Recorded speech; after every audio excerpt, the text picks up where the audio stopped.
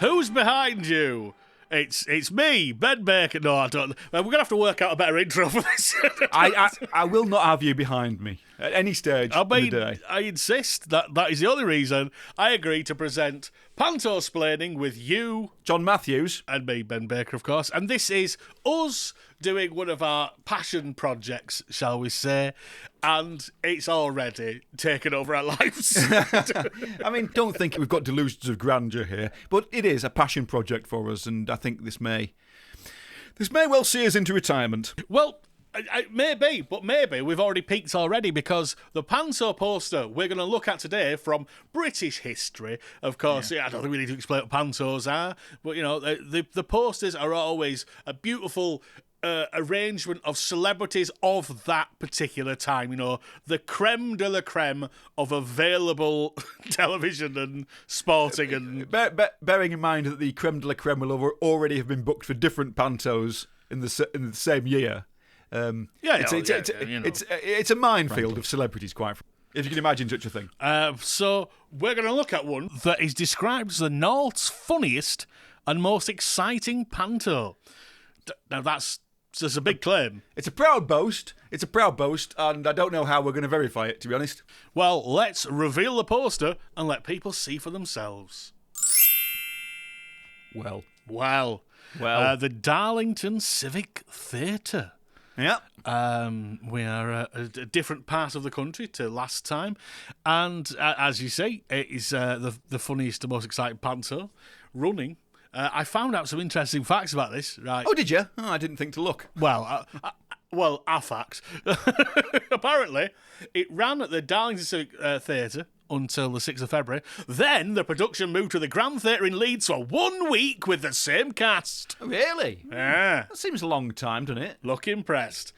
And I'll tell you what, before we get any further into this, I am very impressed that they got both the Chuckle Brothers and the Chuckle Hounds on this project. They must have been bloody rolling in it. You don't often see them at the same stage at the same time. I hope all four of them had a lovely time. You know what? And they're back by popular demand. The people have demanded the return of the Chuckle Hounds. I can see it. It says it in very, very tiny print. Yes, it does. It does say BBC TVs as well. Yeah. It's sort of an interesting time.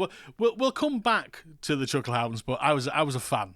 Have we dated this panto? Yes, this is from the 1987 to 1988 period. So we're well into the Chuckle Brothers being a thing then, and the Chuckle Hounds. So again, we'll come to that shortly. But yes, but I don't want to give the Chuckles, like, just because they're obviously the most beloved here. You know, we've got to start at the top with Stu. Otherwise, he's not going to get his fair shake. Yeah, exactly. We've got to operate by some sort of rules and regulations here, and starting with Stuart G.G. Francis, I think is the best way to do it. Yes, and I did try and find out what G.G. stood for, because I was hoping it was going to be the same as G.G. Allen. You know, they're basically the same act. Yeah. So Stu Francis, at the time, so he was the final host, some might say murderer, of Crackerjack. So how would you describe Crackerjack, really? Do you know what? I don't really know. A sort of variety show come kids game show, really, wasn't it? Yeah. You had the pop stars of the day, whoever was at number 36 in the charts that week. You'd have them running around doing sort of crazy-ass games, you know, with a very limited space. It wasn't like Funhouse or anything. It was them just running backwards and forwards. There's probably a bit of gunge, wasn't there? Quite a lot. And Keith Harris Norville would often rock up. The Stu Francis period, there's a lot of gunge and stuff, and not a lot of, like, there used to be sketches and stuff where they'd do a final bit and they'd incorporate pop songs of the era. Were they still doing that in Stu Francis' tutelage? No, by that point they'd stop. You don't want Stu Francis coming on and doing Frankie Teardrop by Suicide, or, like, you know, it's. I kind of do. I kind of do. This is it, wasn't it? In the early years of Eamon Andrews, I suppose, was he hosting it? You know, the fellow with the 13-year-old wife. To Stewpot? Yeah. back in those days, there's a few clips on YouTube of them performing, for inexplicable reasons, Something for the Girl with Everything by Sparks, or Making Plans for Nigel by XTC. So yeah, they did. They got wacky, ladies and gentlemen. They got wacky. Oh yeah. I mean, that's just it. They dived in. But yeah, by the Stu Francis time, it's more just Gungie games and stuff like that, and a couple of celebrities and a couple of pop bands on, again, as you say, whoever will appear. Usually the Adventures, that's how it acts. By this point, it had been cancelled by the BBC, and Stu had gone on to Border Television, the biggest of all the British stations. Yeah. His catchphrase, what was his catchphrase, John? Well, he had many catchphrases, but the main one, the catchphrase prime, was, "Ooh, I could crush a grape." So if you've ever heard that, if you've heard someone, maybe older in your family, saying that, that's why. That was his thing. And as such, the knockoff series that is basically a cheap version of Cracker Jack for Border was called Crush a Grape. Solid. It was that kind of last thing on a Friday thing still. He was kind of a camp comedian, wasn't he? Yeah. His catchphrases all seemed to. He got very excited, and he then would reveal that he wanted to do something incredibly easy. I'm looking at Wikipedia now because I can't think of them off the top of my head. But for example, "Ooh, I could rip a tissue. Ooh, I could pop a balloon. Ooh, I could pummel a peach." That kind of thing. Well, I've written a few of my own. No! Because I'm thinking of bringing it back. Right. Oh, I could bugger a bath mat. Oh, I could piss on a puffin. Oh, I could crush a spine. I know that might be... That might go too far. And if you are watching, you can have any of them for a reasonable price. He's still with us, very much. And, regular in Panto. Apparently, we often appeared in the Albert Halls in Bolton. I think that might be his hometown. Yeah, it was, wasn't it? Yes. But not this year. I've checked. He's not there this year. Okay. And but he's still around, apparently, I don't know if his will's still scarlet, but... It was kind of all over the place. Then after his great success of Crush a Grape finished in 1987, then he... Yeah, there was nothing really else for him. He popped up in a few things. Like, he did host things like Ultra Quiz, which was a baffling series. Like Treasure Hunt, but sort of on a bigger scale. Well, initially was on a bigger scale, like in various countries, wasn't it? You had to find clues and do games and stuff. It's David Frost trying to do the world's biggest show ever, just because he could. But then, by the time that Stu takes over, it's like it's just like Bogner. This is just very reduced. Even when it's international, all you would see was people on a windy beach in France in the middle of winter, while some comedy French waiters sort of toppled around them. And so that's Stu. Again, 87 probably the last year he could be the peak act. No offence, Stu, again, if you're listening. But, I'm looking at the cast, and spoilers in advance, Stu is alive compared to many of the rest of the cast.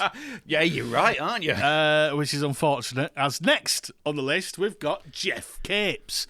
And when you think of British names that just instantly from an era, he's one of the big ones, isn't he? Big in all senses of the very phrase. Very much so. Again, like Stuart G.G. Francis, Geoffrey Lewis Capes seems to have a... No, excuse me. Geoffrey Lewis Humberg Capes. That's what I mean. He's got a Humberg. He's got a Humberg in his name, and I can't find any other reference to this name anywhere on the internet.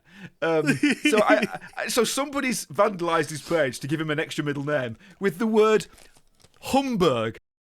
If you are going out to vandalise a Wikipedia page, please use the word Humberg. Whatever you're doing, Humberg. Use the word Humberg, as in Geoffrey Lewis Humberg Capes. Humberg. It's like an iceberg made of hummingbirds. Oh, dear. Yeah, Jeff Capes was one of those people. I mean, he was most famous. He won World's Strongest Man, which was always on at Christmas, wasn't it? Like, probably still is, to be fair.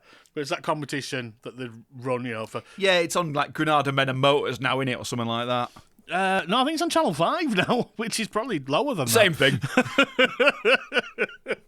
But yeah, he won that twice. He was well known as a shot putter. Yeah, he's an Olympian, wasn't he? He did the Commonwealth Games and stuff. And as sports personalities, as they do today, became sort of big TV stars. His avuncular personality and his gentle giant galumphing made him very popular with the kids. I assume popular with the kids. I don't know. I know. He got a video game, didn't he? Yeah.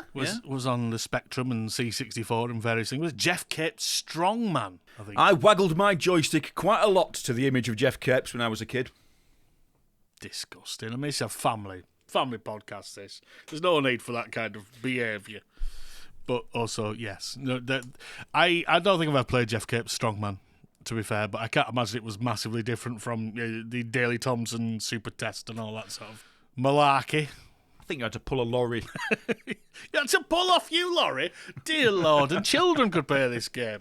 As you say, he was like a gentle giant, obviously a big hulking bloke with a massive beard, and was famous, among all the other stuff, for breeding budgerigars, wasn't he?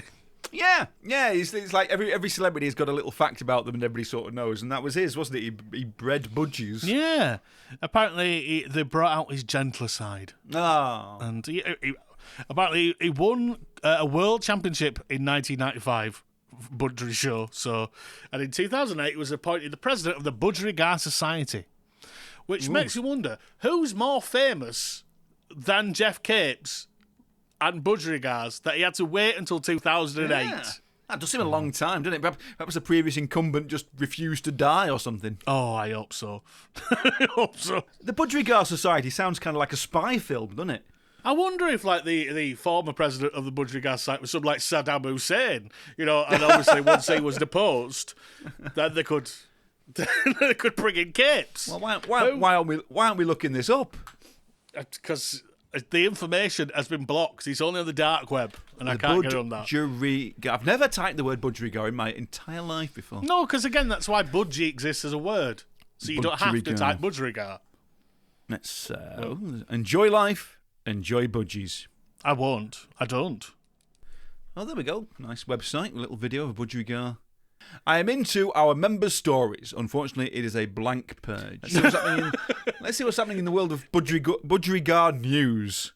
The Budgerigar Society launches new pet owners club. This was November 19th, 2021. The only news they've got. Budgerigars make wonderful companions, and the aim of this club is to enhance the enjoyment of ownership. Well, do you want to know what you get? Do you want to know what you get when you join the Budgerigar Society? Is it wind? You get a welcome letter from the chairman of the Budgerigar Society, so that would have been Jeff Capes in 2000. I suppose president, chairman, probably the same. You get extensive information on the care of your budgerigars, developed, ladies and gentlemen, since 1925. That's nearly 7:30. Access to and a place on the Budgerigar Pet Breeders Directory, and the gold standard enclosed rings for breeders. And then you get the general stuff like membership cards and all that malarkey, dedicated website. But you seem to get quite a lot there. Although this again, like I said, this news written by Terry Tuxford was up on November 19th, 2021, and nothing else has come up since then. Well, I can tell you, I found the page of presidents. There's one a year. Yeah, and other fact is it gives you like the initial and the surname. So you've got J Herring, G Booth, D Cottrell, Mrs J Al Nasser, G Capes, not even G L H C. It's what I want for me. Sorry, it's a different thing. But if you want to look at that page, there are some wonderful. I mean, it looks like it's a popular thing, and it comes with a massive old chain. So I can see why Jeff had it. He's the only one who could really shoulder it. So who's currently out then? It's Jeff Bowley then currently. All these men look the same. There are a few women, but I'm guessing it's tough at the top. Looking back to the earlier ones there, look at R. Frayne from 1955. He looks like a bit of a band leader type. He does. Or the man who solved the JFK murders. He's got that kind of look as well. Oh, look at that. W. Watmouth did it twice in 1941 and 1966. And he's got a look of sort of Peter Glaze from Crackerjack, who we were talking about earlier. So, and I like the fact they've used the same photo for both. Yeah. 1941 and 1966, same photo. Before the 70s, you only ever got one photograph of yourself taken. That was it. Well, I suppose that's true. I mean, the one from 1982, J. Edhouse, I love it's not even in focus. That's how... He will kill again. He will kill again. It's like, I will not let my visage be seen by the outside world. Is that 1985? Is that Ken Campbell? You know what? He's sort of half Ken Campbell and half Chubby Brown, I think. And half, no, well, they can't have three halves, all right. A third, the thirds. You remember the old Blackpool Pleasure Beach logo, the smiling sun face character? I'm very sorry. If the family of AD Ford are watching, if AD is watching, I'm sorry. It's not. It's just a bit of fun. It's just a bit of light fun. We're not mocking you, but it does look like a big chain. To the point where not everyone's wearing it. Most are wearing it, but like we've not got an F Punchard or an S Amos in the chain. From 91 onwards, pretty much we're all chained up, and that's great. Yeah, we're all chained up, IJ Bonner or George Bush. A little bit, yeah. You decide. Is this too much off the beaten track? Maybe. I don't know. But I enjoyed finding out about the Budgerigar Society anyway, and hopefully... And if you want to know more about the Budgerigar Society, it's budgerigarsociety.com. Go and have a look yourself. Yeah, why not? Treat yourself. We've done all we can. And Jeff Capes, he died fairly recently. He only died in October 2024 at the age of 75. And crucially, at no point in his career did he sell capes. No. It's a missed trick. And unfortunately, our next celebrity in the poster has also recently left this mortal coil in January 2025. Linda off of the Nolan's Nolan. Oh, that Linda Nolan, the one off of the Nolans, yeah. Yes, in case you're wondering, one of the many Nolans. Although she wasn't actually, I don't think she was in the Nolans at this point. She left apparently in December 1983 and quickly gained the label Naughty Nolan due to her posing in risque publicity photos. Well, that's the thing. I was trying to remember which was which in the Nolans, because Bernie was like the main one, the sort of pixie cut at the front. Linda was kind of the glamorous blonde one, wasn't she? I would say Linda, yeah, very much. Maureen was the sultry, dark-haired one. Yes. Denise? Who was Denise? The one that wasn't Colleen. Yeah. And then Anne was the one who left when Colleen came in. She was replaced by Colleen, wasn't she? Colleen being Shane Ritchie's wife and nothing else. That is how we got to know him, certainly. Initially. Who's your favourite Nolan? Oh, mine's Maureen. I thought Maureen was my favourite. I'm not a pervert like you, so I appreciate all Nolans. I don't see Nolan. I just see people. I don't see Nolan. Sorry. You're so sort of wise. I am you? Indeed. You should put the rest of us to shame. You're kind of like Jesus. Hey, that's not for me to say. Or Gandhi. That's not for me to say. Or James Whale. Maybe not that one. But she was on James Whale quite a lot, was Linda Nolan. She was on the James Whale radio show. She was a regular guest on that, wasn't she? And I think she was on Loose Women a bit later on, as I think all the Nolans took a turn. Interesting. I was just having a look at sort of Nolan records later on. Right. And they had a single in 1987, which was the year of this poster, one in 1989. The one in 1987 was Let's Spend the Night Together. Oh, okay. Which, again, the Nolans...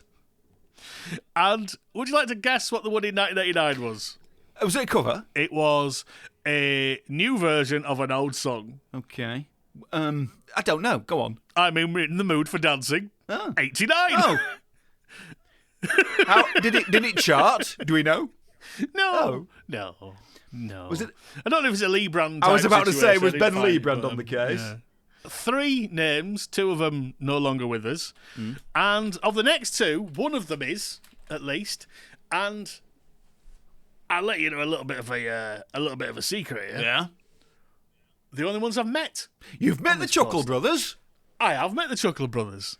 I will fish out the photo. They did a talk with a good friend of ours, Louis Barth. Yeah. It's just a church in Leeds. He said, I'm interviewing the Chuckle Brothers. Do you want to come over? I'm like, yeah, right. Yeah, fair enough. And, we got a picture taken afterwards. It was very nice. It wasn't long before Barry died. Oh, either. really? It was like 6 months. Yeah. So, that it was a slow-working poison that I injected into him, clearly, but it worked. Makes sense. In the end, the Chuckle Brothers would be, as you notice, he doesn't say from Chucklevision at this point. No.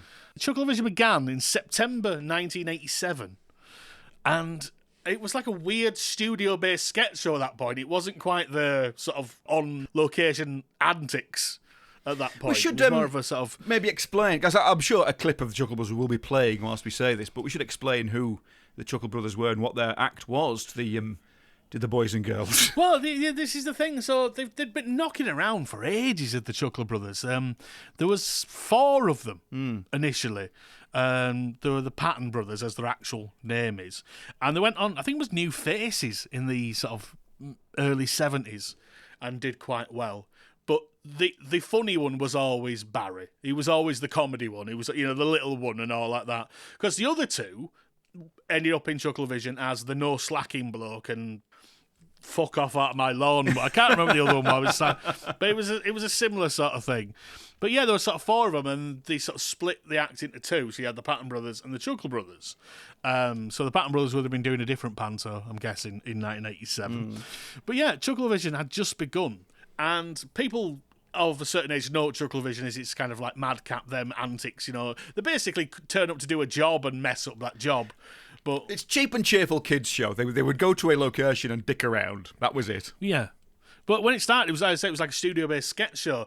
And it used to piss me off because, not the series, but my dad used to insist on going shopping on Saturday mornings for when Morrison's opened at 8. I don't know why, he just wanted out of the way, so we were usually home by the time Going Live started. But I constantly saw this thing, and it was Chucklevision in the radio times. Like, what is that? I never got to see it. I suppose if you don't know, that is a tantalising title, isn't it? If you don't know what it is. Yeah, but I did know the Chuckle Hounds, which was the thing they did before that, which is, as you can see from the photo down at the bottom, it's them in dog costumes. It was kind of sort of mime for the under 5s or whatever, I suppose, wasn't it? Kind of very, very gentle sort of, again, cheap and cheerful kind of knockabout antics. And obviously one of them slightly taller than the other, so you know which one's which. But that was the more popular, that was the well-known series. It does say there, BBC TV's Chuckle Hounds. It doesn't say BBC TV's Chucklevision, because they might not have known at that point. No. When this was made. If it starts in December, Chucklevision started on the 26th of September 1987. Right. So they were like, well, flash in the pan. One of these flash in the pan series, which... How long did it last? It run for like another 27 years or something. I think it ended in about 2009, 2010, something like that. Suddenly there's been like hundreds of episodes of it. It's one of the most prolific shows in British TV history. There's something like 300 episodes of it, isn't there? Countless generations grew up with it. You can see they're going to go up the ladder. They're moving up. They'll be in the Nolan position and the Capes. Then up at the top, the Francis position. Well, that's it. I mean, very much. I wonder how familiar people were with their faces at that point. If Chucklevision had only just started, I suppose they must have been on things. Yes, they cropped up on a lot of variety stuff. They'll have turned up on Crackerjack, won't they, to do a bit of dicking around? I'm almost positive, yeah. You're like Billy Pierce, the people you always went to for a safe bit of child-friendly chuckles, Child-friendly chuckles from somebody who's a bit too old to be doing it and are a bit rat-faced. Yeah. Again, they do look very much like those Scouser stereotypes that Harry Enfield ended up doing a few years later. But they're from your end of the world, aren't they? My end of the world. Are they from your end of the world? My end of the world. Lancashire. I don't know. I thought they were Yorkshire. Oh, we're arguing over who's claiming them. There you go. They're from Rotherham. Rotherham, okay. So about midway then. Yeah. I was going to say. Oh, yeah, by around the millennium, your kids' TV presenters were getting younger and younger and more sexy and attractive. And the Chuckle Brothers still stayed there, being these slightly old men on kids' TV. And it was an unusual anachronism at the time. Like in the old days, there was lots of old men presenting kids' TV and things like that, in the 70s and 80s. Yeah. But by then, it was a very unusual thing to happen. I kind of liked that. It was like a throwback to an earlier era. Although they did release some records, didn't they? I'm fairly sure. In fact, I actually had a look on, apparently on Amazon, if you go to Amazon Music, possibly other places too, there are a lot of albums of Chucklevision music cues by the original. Are there? Yeah, there are. Well, they did release a single called To You, To Me there in 1995. They are wearing baseball caps on the cover. Oh, it's an album. It's an album. Featuring the songs No Slacking and Silly You, Silly Me. Silly You. Silly Me. Let's have a look. Let's see some of the titles on Chucklevision Volume 1.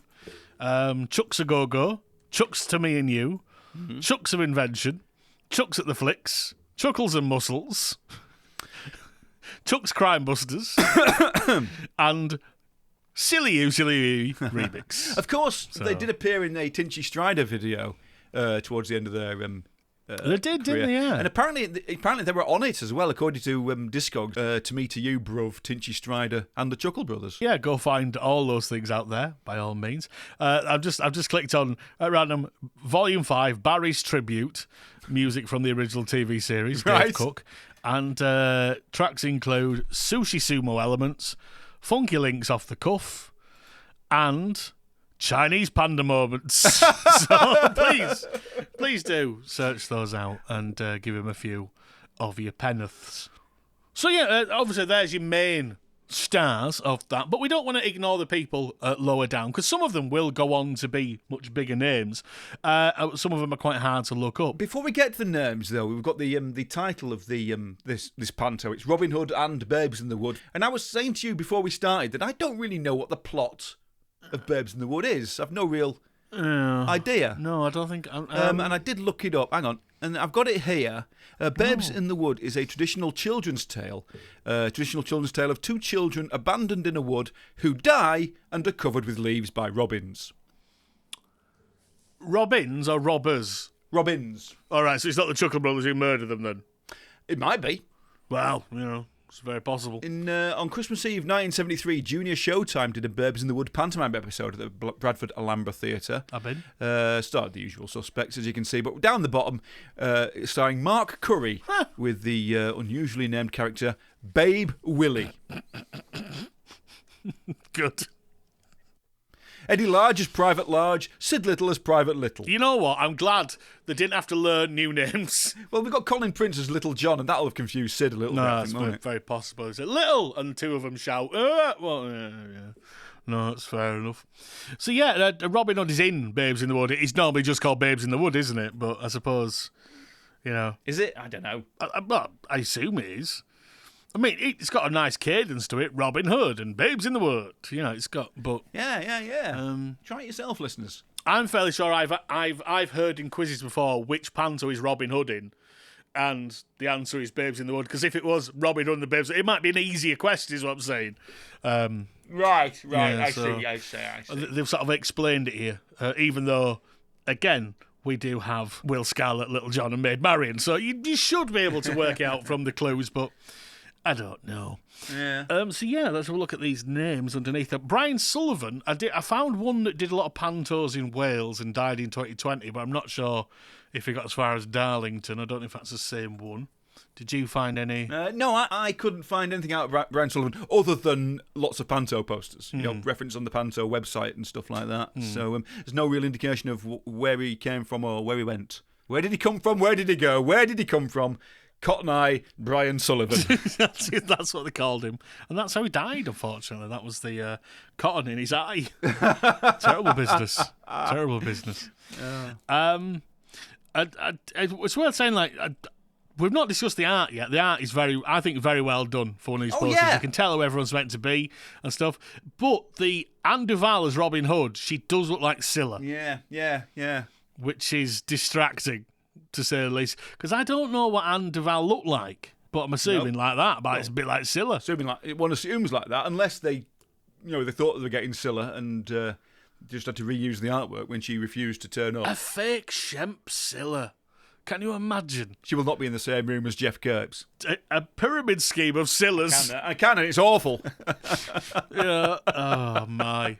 Well, I mean, if anyone were going to do it, it'd be a rotten old cow. Did you find anything out about Anne Duval? No, I didn't.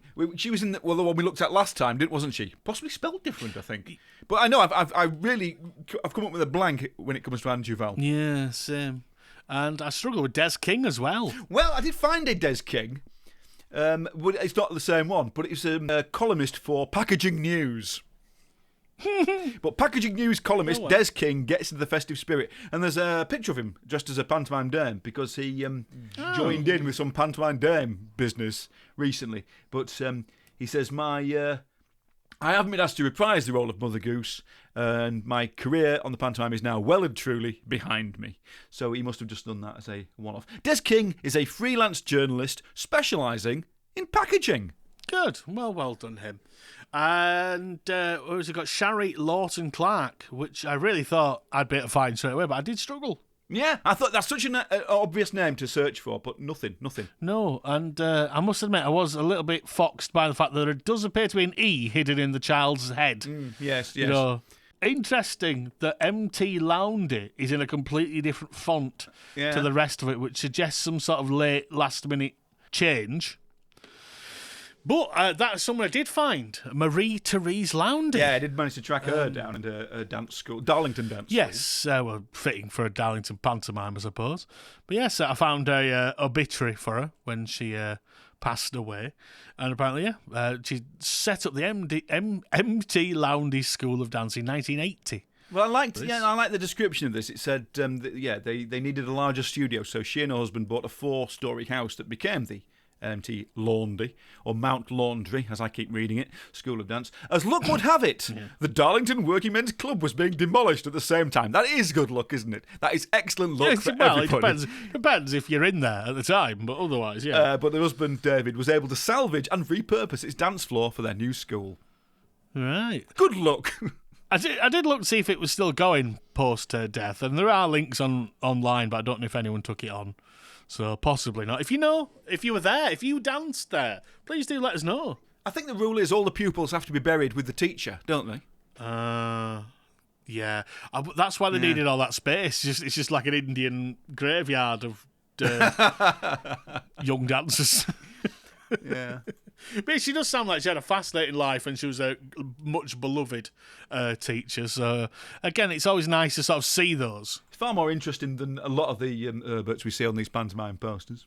Oh, yeah, and it doesn't say juveniles either, which is a big bonus, I think. Big bonus. For this. Big bonus, indeed. Big bonus.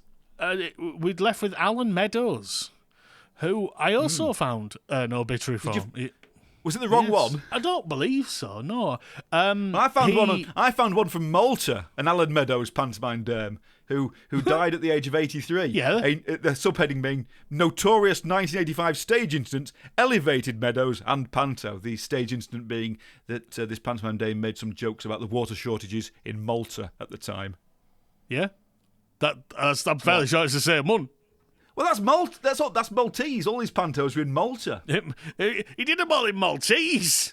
I couldn't understand. No. Maltese is dripping down the walls. I found, in my research, I found a playbill for The Day of the Sardine at the Forum Theatre, Billingham, Teesside, 3rd to the 13th of October, 1973.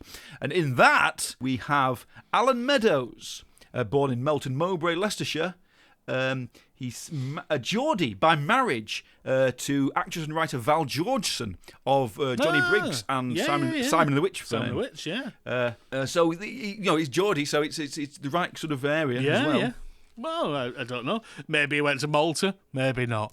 I mean, there shouldn't be too many Alan Meadows. That's all I'm saying. Not doing panto damery, but I was convinced that because all the information about Alan Meadows here was from Malta, that it could have been a different one. I mean, in fact, if it's not him, it's still a good story by the fact that he basically goaded a punter into trying to punch him.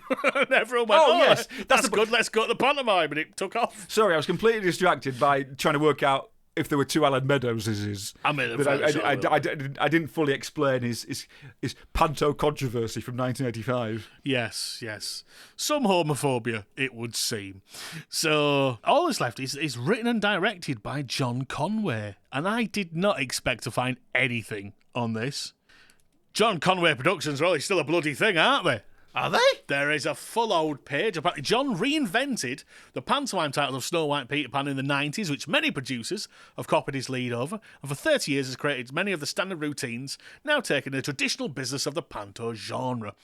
He estimates to have written over 400 original pantomime scripts, directing over 100, including South Africa, the USA, and even wrote and directed a version of Aladdin in Mandarin, which toured China in 2009. He also created the stage summer show Rock with Laughter, which was made into a TV series by BBC TV. That was Bobby Davro.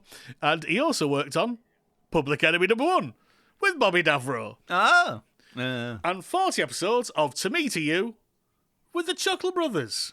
So he's done a lot of stuff. I generally like this. Is this the same person? He must have been very young when he did this, because he's still in the industry. And apparently in 2014, John wrote the play Truth Lies Diana, dealing with the alleged conspiracy during the inquest into the death of Princess Diana. The play unusually featured actors portraying the actual words spoken by real people.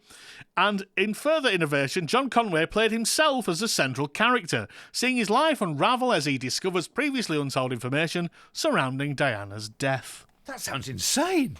Oh, and he's married to Sophie Lawrence. No. Yeah, well, he was when this was written.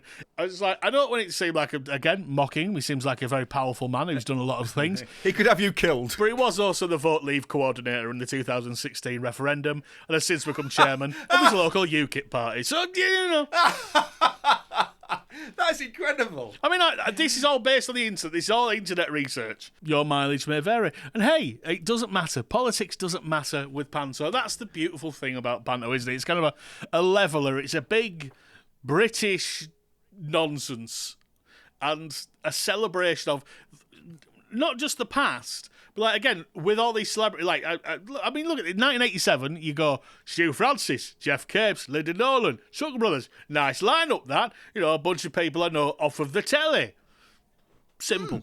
Yeah, you'd be happy to spend £3.50, £4.50 or £5.50 to spend a couple of hours in a nice warm theatre watching these faces off the television throw sweets at you. Yeah, I especially would have liked to have seen Jeff Capes, because I don't think acting would have been his forte, necessarily. So, No. I believe the word would probably be lumbering. But in a nice way, in a glorious way. Yeah. So yeah, that's another Pantosplained. And if there's a poster you'd like us to look at in the future, or if perhaps you were involved in one, or what have you, get in contact with us. We'd love to do that. This is a big old, again, as I said at the start, a passion project. A project du passion, as nobody says in France. And on the off chance you like the American sitcom Alf, we do that as well. We talk about that as well on Alfsplaining. That's Alfsplaining, from the Splaining family of podcasts. Yes, Alfsplaining, and our next one, which will be called Humbergsplaining. Hopefully people remember that's a callback and don't think I've just had some sort of brain injury. Come on, let's get you to bed, Ben. I know, we need to close the curtains on another Pantosplaining. Thank you so much for joining us. I've been Ben Baker. I've been John G.G. Matthews. And we're still not behind you. Goodbye. Bye.